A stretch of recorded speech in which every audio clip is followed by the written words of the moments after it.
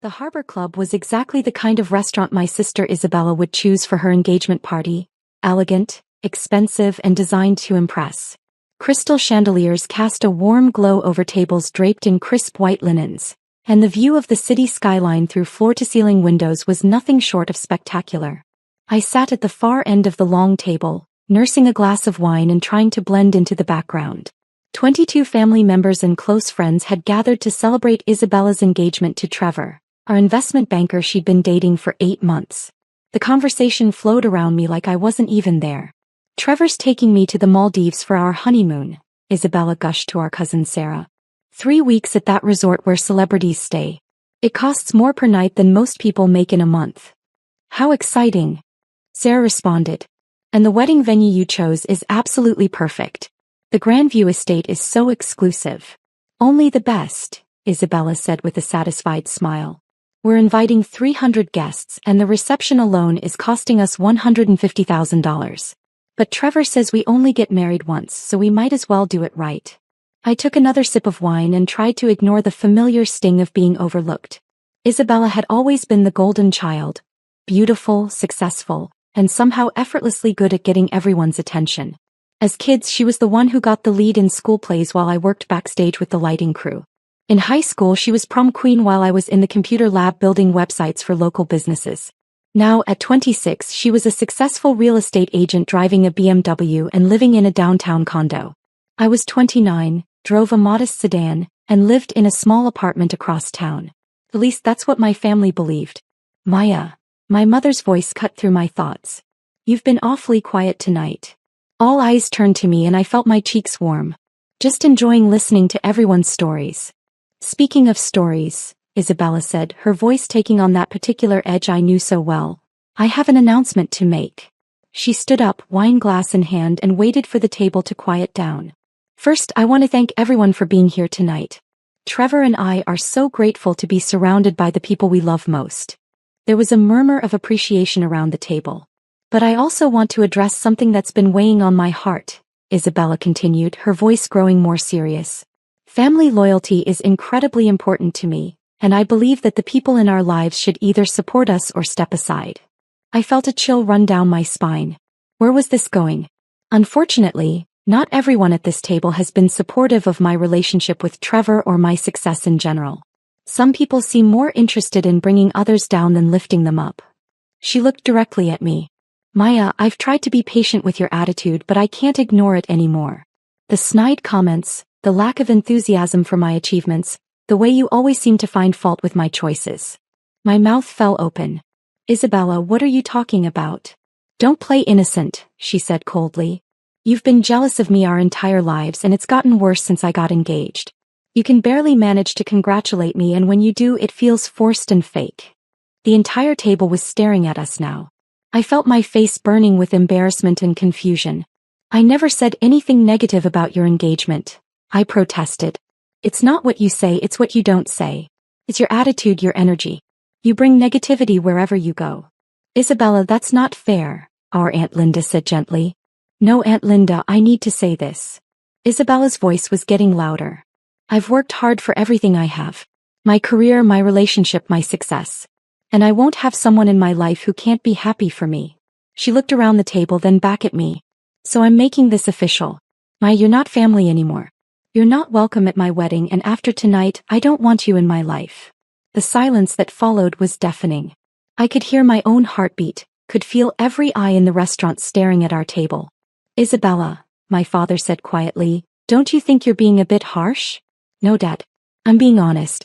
Maya has never supported me, never celebrated my success, never been the sister I needed. So as far as I'm concerned, she's not my sister anymore." I sat there in stunned silence, trying to process what had just happened. My own sister had just disowned me in front of our entire family, accusing me of jealousy and negativity I wasn't even aware I'd been displaying. "I think maybe you've had too much wine," I said quietly. "Don't patronize me," Isabella snapped. "This has nothing to do with wine and everything to do with the truth.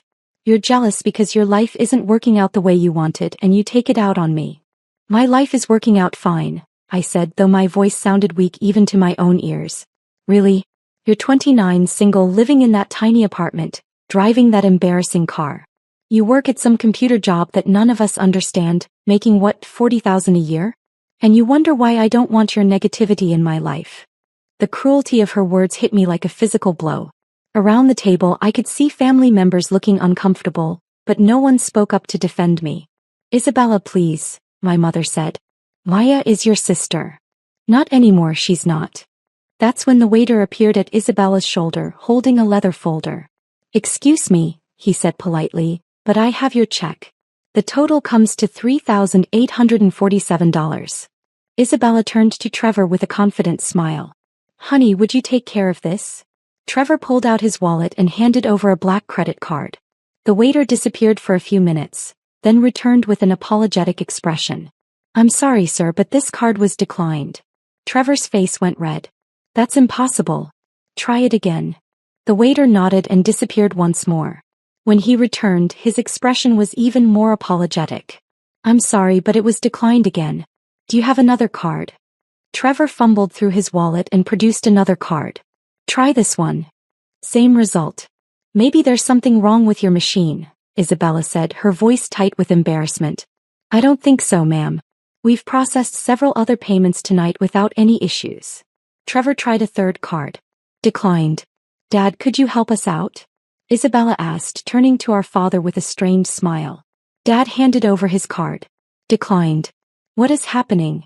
Isabella's voice was rising with panic. Let me try, our Aunt Linda offered. Her card was declined too.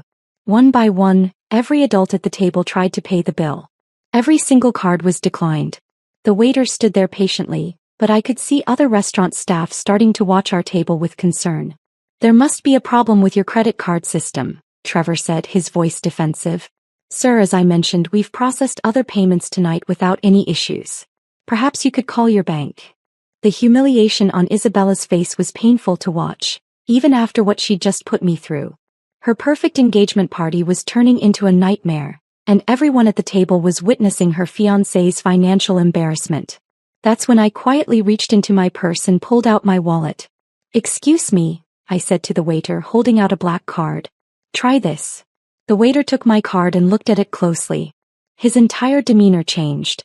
Ms. Morgan, he said, his voice suddenly filled with respect. I'll process this right away. And please let me get the owner.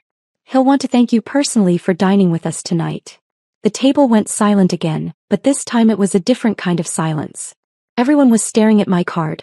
Not just any black card, but the kind of black card that had no spending limit and required a net worth well into the millions to obtain. The waiter returned within minutes, this time accompanied by a distinguished man in an expensive suit. Ms. Morgan, the owner said, extending his hand to me, what an honor to have you dining with us tonight. I'm James Whitmore, the owner of the Harbor Club. He turned to address the entire table. I hope you all realize what a privilege it is to dine with Ms. Morgan. She's one of our most valued guests and one of the most successful entrepreneurs in the city. I felt my cheeks burning as everyone stared at me. In fact, Mr. Whitmore continued, Ms. Morgan's company, Digital Dynamics, just acquired 3 of the city's largest tech firms. The business community has been buzzing about it for weeks. Isabella's face had gone completely white. And of course, Mr. Whitmore added with a warm smile, as one of our platinum members, tonight's dinner is complimentary. Thank you for choosing the Harbor Club for your celebration. He shook my hand once more and left us sitting in stunned silence. The waiter placed my card back on the table in front of me, along with a receipt showing a 0 balance. Thank you, Ms. Morgan. Your usual table will be ready anytime you'd like to return. After he left, you could have heard a pin drop. Finally, Trevor cleared his throat. Maya, I had no idea you were. We didn't know about your business success. Nobody asked, I said quietly, tucking my card back into my wallet. Digital Dynamics, my father said slowly. That's your company? One of them, yes. One of them. Isabella's voice came out as a whisper. I have several business interests. Digital Dynamics is my main company, but I also have investments in real estate, renewable energy, and a few tech startups that have done well. Sarah leaned forward. Maya, when you say, done well, last year's revenue across all my companies was about $340 million. The number hung in the air like smoke. $340 million?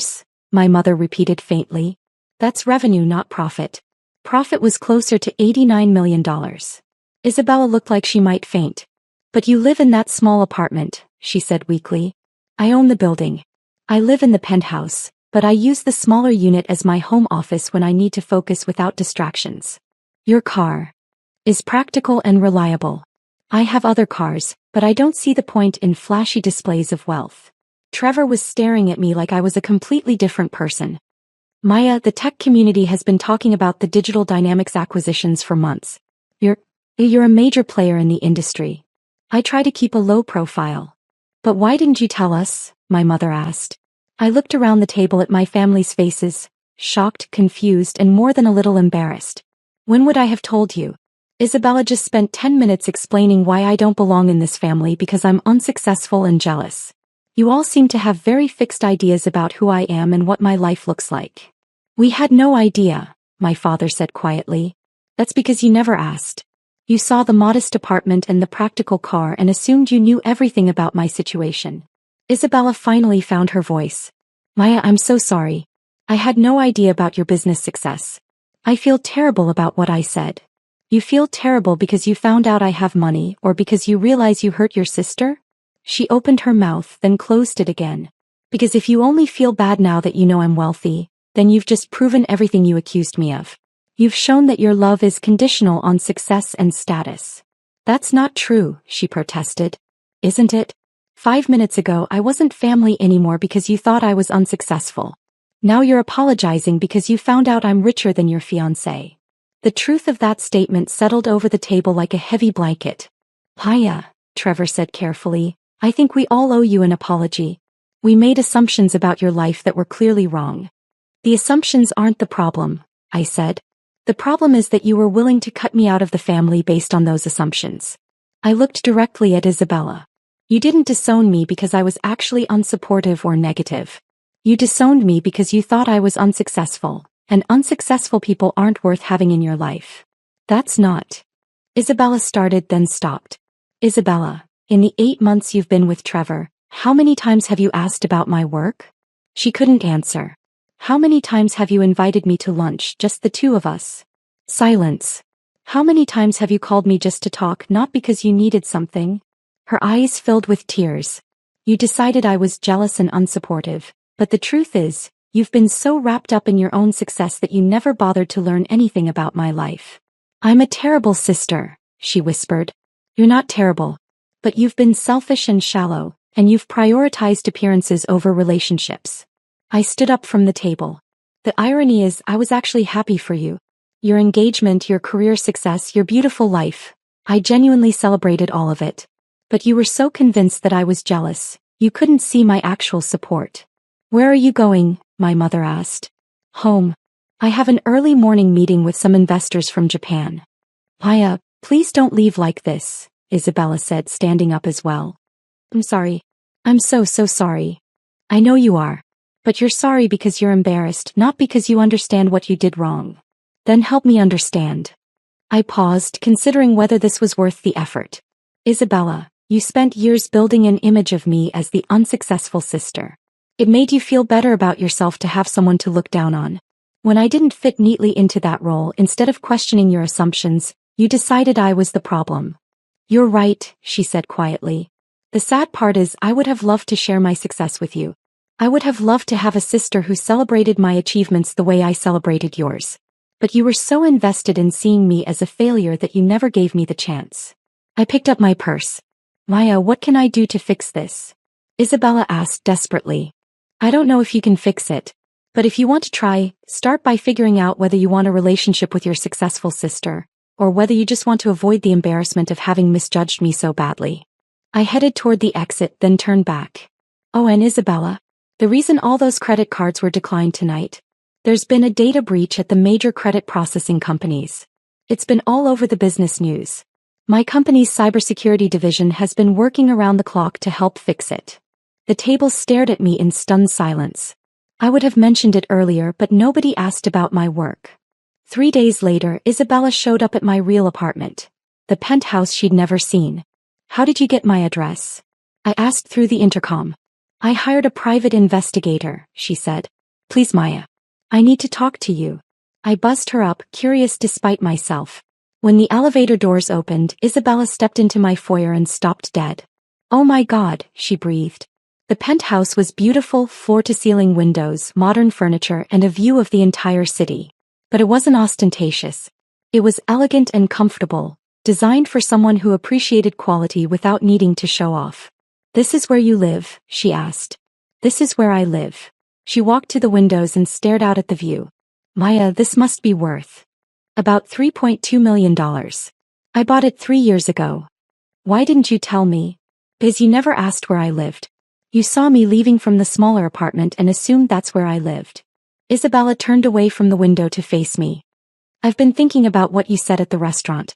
About whether I want a relationship with my successful sister or just want to avoid embarrassment. And I want a relationship with my sister. The real you, not the version I created in my head." She sat down on my couch. "I talked to Mom and Dad. We've all been thinking about how we treated you and we're ashamed." "Isabella." "No, let me finish. You were right about everything. I was so busy building my own success that I never bothered to learn about yours. And worse than that, I think I unconsciously needed you to be unsuccessful so I could feel better about myself." I sat down across from her.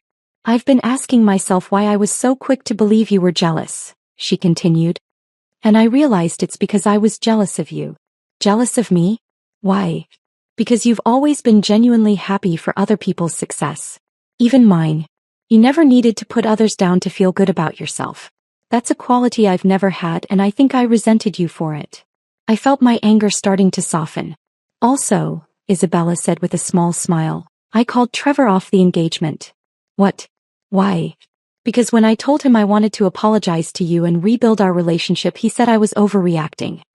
He said you were probably just lucky with some tech investments and I shouldn't feel bad about putting you in your place." I winced. Yeah. Turns out my fiancé is exactly the kind of shallow, status-obsessed person I was becoming. I realized that if I stayed with him, I'd never become the person I want to be. "Isabella, you don't have to change your whole life because of this." "Yes, I do. Maya, you've built an empire while staying humble and kind. You've been successful without losing your soul. I want to learn how to do that." She leaned forward. "Will you teach me? Will you let me be your sister again for real this time?" I looked at Isabella, really looked at her, and saw something I hadn't seen in years. Vulnerability. Genuine remorse. And maybe, just maybe, the sister I'd always wanted. "Hey," I said. "But we start over. No assumptions, no judgments. We get to know each other as adults. Deal? And you have to promise me something. Anything. Next time you're planning a big celebration, ask me about my work first. Because I might have some ideas about venues." Isabella looked confused. "What do you mean?" I smiled. "I own the Harbor Club, Isabella. I bought it last year when Mr. Whitmore was looking to expand to other cities." Her jaw dropped. "You own the restaurant where my engagement party was?" "I own 17 restaurants across the city. The Harbor Club is just my favorite." Isabella started laughing. Really laughing for the first time since I'd known her as an adult. "Maya, my sister, the secret restaurant mogul. What else don't I know about you?" "Well," I said, settling back into my chair, "let me tell you about my renewable energy investments." For the next 4 hours we talked. Really talked. Isabella asked questions about my businesses, my goals, my challenges. I told her about the satisfaction of building something meaningful, the pressure of managing hundreds of employees, the excitement of seeing innovative ideas come to life. In return, she told me about the pressure she'd felt to constantly achieve, the fear that had driven her to put others down, and the loneliness of building a life focused more on image than substance. When she finally left that night, I felt something I hadn't felt in years. Hope that we could actually be sisters. 6 months later, Isabella joined my company as head of business development. She took a significant pay cut from her real estate job, but she said it was worth it to work on something meaningful.